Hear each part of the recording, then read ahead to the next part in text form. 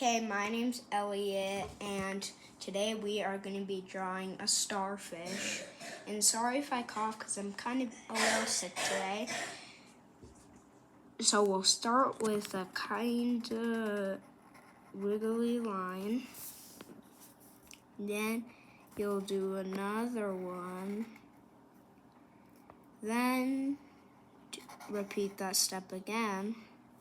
Now, repeat that step again. This is kind of simple, so repeat this step again and again. And now we're gonna give the eyes. We want to do a little of that. Make it look cute. And he's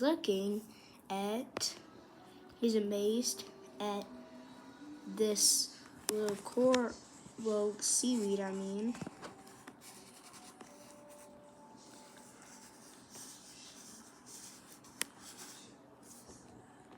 Okay, now we are gonna be coloring this guy purple.